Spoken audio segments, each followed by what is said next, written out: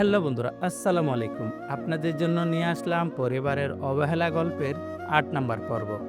তো গল্পটি যদি ভালো লেগে থাকে তাহলে চ্যানেলটাকে সাবস্ক্রাইব করে দিয়ে আমাদের পরিবারের একজন হয়ে পাশে থাকুন। তো চলুন শুরু করা যাক। রাকিবের বউকে দেখে বাবা-মা, রিয়া, রিমি সবাই তো অবাক। কারণ হলো মুনিয়াকে সবাই নীলের গপ ভাবে। এমন সময় রিয়া বলে উঠল, "কি, এই নষ্ট মেয়েটা তোমার বউ?" রাকিব বলল, "কি বললা রিয়া?" রিয়া বলল, "হুম, এই মেয়েটার সাথে তো তোমার কলিজার টুকরা বন্ধুর সম্পর্ক আছে।" রাকিব বলল, "রিয়া, তুমি মনে হয় ভুল করছো।" রিমি বলল, "রাকিব ভাই, ভুল তো আপনি করছেন।" রাকিব বলল, "আমি তো কিছুই বুঝছি না।" রিমি বলল, "দাঁড়ান, বোঝাচ্ছি।" এই বলে সে মুনিয়া আর নীলের পিকটা দেখালো। রাকিব বলল, "ও, এইটা? আরে, এটা তো কিছুই না। আমার সামনে কতবার এইরকম এইরকম করে জড়িয়ে ধরছে তা হিসাব নেই।" রিমি বলল, "তাহলে আপনি কেন এই নষ্টা মেয়েকে বিয়ে করলেন?" রাকিব বলল, "ভাবি, আপনারা অনেক বলেছেন। আপনি কি জানেন নীলের সাথে মুনিয়ার কিসের সম্পর্ক?" রিয়া বলল, "হুম, জানি তো, গফ আর বফ।" রাকিব বলল, "না, আপনাদের ধারণাটা একদমই ভুল।" রেমি বলল, "তাহলে কিসের সম্পর্ক?" রাকিব বলল, "তাদের মাঝে ভাই বোনের সম্পর্ক। রিয়া আর নীলের সাথে যে সম্পর্ক, মুনিয়ার সাথেও সেই সম্পর্ক।" রিয়া বলল, "তাহলে জড়িয়ে ধরলো কেন?" রাকিব বলল, "কেন, ভাই বোনকে জড়িয়ে ধরতে পারে না? আর আমার আর মনিয়ার প্রায় ৩ বছরের সম্পর্ক ছিল। সেই সম্পর্ক চলাকালীন আমাদের মাঝে অনেক কথা কাটাকাটি হতো। আর নীল সেই সমস্যার সমাধান করে দিত। শেষের দিন আমাদের ঝগড়া লাগে। সেদিন মুনিয়া নীলকে জড়িয়ে ধরে কান্না করছিল। আর আপনারা এটা নিয়ে পড়ে আছেন। একটাবারও সত্যিটা জানতে চাইলেন না।" বাবা বলল, "তুমি যা বললে তা কি সত্যি?" রাকিব বলল, "হুম, না হলে আমি কেন মুনিয়াকে বিয়ে করব বলেন?" রিয়া বলল, "সেটাই তো, মুনিয়া খারাপ, নষ্টা বা ভাইয়ের রিলেশন থাকলে তো রাকিব ভাইকে বিয়ে করতো না।" মাঝখানে আমি বলে উঠলাম আমি বললাম, "রাকিব, তোর কি আরো সময় লাগবে? দেরি হলে বল, আমি চলে যাচ্ছি।" রাকিব বলল, "না, চল।" বাবা বলল, "নীল বাবা, আমাদের তুই ক্ষমা করে দে, তুই যাস না।" আমি চুপ করে আছি, কিছু বলছি না। তারপর মা বলল, "তুই যাস না বাবা।" আমি আবারও চুপ করে আছি। রিয়া বলল, "ভাই, তুই যাস না।" এর মধ্যে নিরি বলল, "আম্মু, ওটা কে?" রিমি বলল, "তোমার বাবাই।" নিরি বলল, "বাবা তাহলে কই যাচ্ছে?" রিমি বলল, "চলে যাচ্ছে, তুমি গিয়ে তাকে আটকাও।" নিরি বলল, "আচ্ছা।" আমি বললাম, "মুনিয়া, রাকিব, গেলে আসো, আর না গেলে আমি চলে গেলাম।" নিরি বলল, "বাবা, তুমি কোথায় যাবা?" আমি বললাম, "কে তোমার বাবাই মামুনি? আর তোমার আম্মু কই?" নিরি বলল, "ওই যে ওটা," রিমিকে দেখিয়ে। আমি বললাম, "কি, ওটা তোমার আম্মু সত্যি?" নিরি বলল, "হুম।" আমি নিরিকে কুলে তুলে নিয়ে কান্না করতে থাকলাম। "আচ্ছা মামুনি, তুমি থাকো, আমি চলে যাই।" নিরি বলল, "চলে যাবা বাবাই?" আমি বললাম, "চলে যাচ্ছি, চিন্তা করো না, আমি আবার তোমাকে দেখতে আসব।" হঠাৎ করে রিমি এসে আমার পা ধরে কান্না করতে থাকলো। আমি কোনো কিছু না বলে চুপচাপ দাঁড়িয়ে আছি। বাবা বলল, "তুই যাস না বাবা, তুই যা বলবি আমরা তাই করব।" আমি বললাম, "আমি যাই বলবো তোমরা তাই করবে?" মা বলল, "হুম।" আমি বললাম, "আচ্ছা, তাহলে আজকে থেকে তোমরা আমার সাথে আর কথা বলবে না।" রিয়া বলল, "ভাই, এটা তুই কি বললি? আমরা তোর সাথে কথা না বলে থাকতে পারবো না।" আমি বললাম, "কেন পারবি না বল?" রিয়া বলল, "তোর সাথে কথা না বলে কেমনে থাকবো? মরে যাবো রে।" আমি বললাম, "কেন? এতদিন যখন মরিসনি, তাহলে আর কষ্ট করে মরতে হবে না। আমার সাথে কথাও বলতে হবে না।" এদিকে রিমি চুপ করে আছে। আমি বললাম, "কথা বলিস না কেন? আর আমার কথা মানলে বলো, তাহলে আমি থাকবো, আর না মানলে চলে যাব।" বাবা বলল, "আচ্ছা বাবা, আমরা তোর সব কথাই শুনবো। তাও চলে যাস না।" আমি বললাম, "ওকে, সবার কথাটা মনে থাকে যেন।" তারপর আমি রুমে আসতে যাব এমন সময় আরেকটা কথা মনে পড়ল। আমি বললাম, "আর এই মিস রিয়া আর মিস রিমি, আপনারা দুজনে মনিয়ার সাথে যে খারাপ ব্যবহার করেছেন, তাকে বাজে বাজে কথা বলেছেন, তার জন্য ক্ষমা চান গিয়ে।" রিমি বলল, "জি, যাচ্ছি।" তারপর গিয়ে মুনিয়ার কাছে ক্ষমা চাইল। কিন্তু রিয়া গেল না।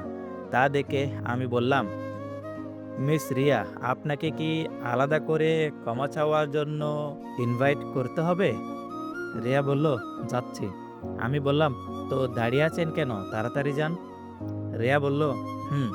তারপর রিয়াও গিয়ে ক্ষমা চাইলো, কিন্তু বাবা মাকে চাইতে বললাম না।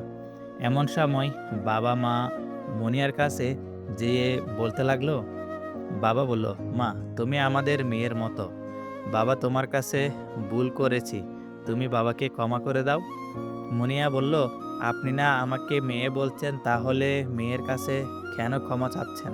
এদিকে মা কোনো কথা না বলে কান্না করছে। আমি বললাম, আপনি ওদের রুমটা দেখিয়ে দিন, রিমিকে উদ্দেশ্য করে। রিমি বলল, জি আচ্ছা। তারপর আমি আর কিছু না বলে নিরিকে নিয়ে আমার রুমে চলে আসলাম। রুমটার দিকে তাকিয়ে আছি আর অবাক হচ্ছি।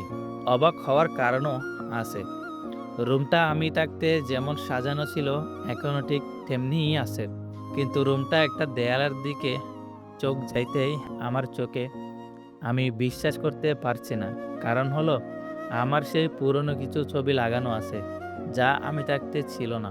আর তার একটু নিচে তাকাতেই আমার চোখ ছানাবড়া হয়ে গেল। একটু নিচে যে আমার রিমির আর নিরির ছবি লাগানো। আমি এক মনে রিমির ছবির দিকে তাকিয়ে আছি। এমন সময় নিরি বলে উঠল, নিরি বলল, বাবাই তুমি কি দেখছো? আমি বললাম, ছবিগুলো দেখছি মামনি। নিরি বলল, তুমিও দেখি আম্মুর মতো। আমি বললাম, কেন কেন মামুনি? নিরি বলল, না আসলে আম্মু তো ওই ছবিগুলোর দিকে তাকিয়ে থাকতো, তাই বললাম। আমি বললাম, ও তাই নাকি? আর কি কি করে মামুনি? নিরি বলল, আর কান্না করে, অনেক কান্না করে। আমি বললাম, ও আচ্ছা, তুমি তোমার আম্মুকে বলনি যে বাবাই কই? নিরি বলল, বলেছি তো। আমি বললাম, আম্মু কি বলতো? নিরি বলল, আমি বললাম, কি বলছো? নিরি বলল, বলছি যে আম্মু আমার বাবাই কই? বাবাইকে তো দেখছি না। আমি বললাম, তখন তোমার আম্মু কি বলে? নিরি বলল, বলে যে তোমার বাবাই বাহিরে কাজে গেছে, খুব তাড়াতাড়ি ফিরে আসবে বলেই কান্না করে। আমি বললাম, ও আচ্ছা মামুনি, তুমি কি করো? নিরি বলল, আমি তো কিছু করি না, সারাদিন বাসায় থাকি আর আম্মুদের সাথে খেলা করি। আমি বললাম, ও তা স্কুলে যাও না? নিরি বলল, না তো, আমি তো ছোট তাই, কিন্তু আম্মু আমাকে বাসায় পড়ায়। আমি বললাম, ও। তারপর আরো নানা ধরনের গল্প করতে করতে দুপুর হয়ে গেল। তখন রিমি আমার রুমে এসে বলল, রিমি বলল, নিরি তোমার দাদির কাছে যাও, গিয়ে গোসল করে খাবার খাও। নিরি বলল, আচ্ছা আম্মু, বলেই নিরি চলে গেল। রিমি বলল, কিছু কথা বলার ছিল আমাকে উদ্দেশ্য করে। আমি বললাম, কারোর কোনো কথা শোনার মতো সময় আমার নাই। রিমি বলল, প্লিজ আমাকে ক্ষমা করে দিন। আমি বললাম, আমি ক্ষমা করার কেউ নই।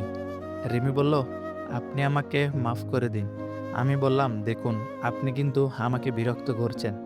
রিমি আবারও বলল, প্লিজ। আমার পা ধরে কান্না করতে করতে বলতে থাকলো। এদিকে আমি কোনো কথা না বলে তাকে ছাড়িয়ে গোসল করতে চলে গেলাম। গোসল সেরে বাইরে এসে আমি তো অবাক হয়ে গেলাম, কারণ রিমি ঠিক আগের মতোই আমার জন্য শার্ট প্যান্ট নিয়ে দাঁড়িয়ে আছে। আমি এক মনে তার দিকে তাকিয়ে আছি, সেও আমার দিকে তাকিয়ে আছে। আমাদের নীরবতা ভেঙে দিয়ে মুনিয়া বলে উঠল। মুনিয়া বলল, কি হচ্ছে এখানে? আর কতক্ষণ এভাবে দাঁড়িয়ে থাকবে? আমি বললাম, আরে মুনিয়া যে, কখন এলে? মুনিয়া বলল, এই তো আসছি, মনে হয় ভুল সময়ে আসছি। আমি বললাম, আরে না, ভুল সময় হবে কেন? মুনিয়া বলল, না মানে দেখলাম যে এখানে চোখে চোখে প্রেম করা হচ্ছে তো তাই। রিমি আমাকে উদ্দেশ্য করে বলল, আপনার কাপড়। লজ্জা পেয়ে কাপড় হাতে দিয়ে চলে গেল। আমি মনে মনে বললাম, দূর, মুনিয়াকে উদ্দেশ্য করে কিছু বলবে?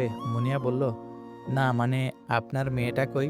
আমি বললাম, মনে হয় আম্মুর কাছে গেছে। মুনিয়া বলল, ও তাহলে আমি ওইখানেই যাই। আমি বললাম, আচ্ছা যাও। তারপর আমি শার্ট প্যান্ট পরে নিচে গেলাম। দেখি সেখানে সবাই খাবার টেবিলে বসে আছে। আমি বললাম, কি ব্যাপার রাকিব, খাওয়া বাদ দিয়ে বসে আছিস কেন? রাকিব বলল, তোর জন্যই। আমি বললাম, ও, তাড়াতাড়ি খাবার দাও তো মা। মা বলল, হুম, মা খাবার দাও তো, রিমিকে উদ্দেশ্য করে বলল। রিমি বলল, জি মা, দিচ্ছি। তারপর রিমি আমাদের সবাইকে খাবার বেড়ে দিল। আমি কিছু না বলে খেতে লাগলাম। আমি বললাম, খাবারটা তো সেই স্বাদ হয়েছে, কে রান্না করছে? আমি জানি যে এটা রিমি করছে, কারণ আমি আগেও রিমির হাতের রান্না খাইছি। রিয়া বলল, এটা তো ভাবি রান্না করছে। আমি বললাম, ধুর, এটা কোনো খাবার হলো? মানুষটাও যেরকম, খাবারগুলোও সেই রকম। আমার খাওয়া শেষ, পেট ভরে গেছে, আর প্লেটেও একটু খাবার ছিল, খাইতেই পারছিলাম না, তাই রাগ দেখিয়ে চলে আসতে লাগলাম। মনিয়া বলল, সে কি, এখনই না বললে খাবারটা সেই হয়েছে? আসলেই, কিন্তু খাবারটা জোশ ছিল। আমি বললাম, আরে মনের বলে বলছি।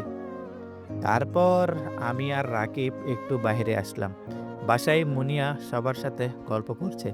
অনেকদিন পর নিজ শহরে আসলাম তো, আর পুরনো বন্ধুগুলোর সাথে অনেকদিন পর দেখা করব। চলে গেলাম সেই পুরনো কলেজ মাঠে। গিয়ে দেখি সব শালাগুলো একসাথে ওখানেই আছে। তারপর সবার সাথে গল্প করে সন্ধ্যার সময় দুজনে বাসায় আসলাম। বাসায় গিয়ে পড়লাম এক বিপদে। তো হ্যালো বন্ধুরা, আপনাদের কাছে গল্পটি কেমন লাগলো তা অবশ্যই কমেন্ট করে জানাতে ভুলবেন না। আর গল্পটি যদি ভালো লেগে থাকে তাহলে চ্যানেলটাকে সাবস্ক্রাইব করে আমাদের পরিবারের একজন হয়ে পাশে থাকুন। আর নেক্সট পর্বের জন্য অপেক্ষা করুন। ধন্যবাদ।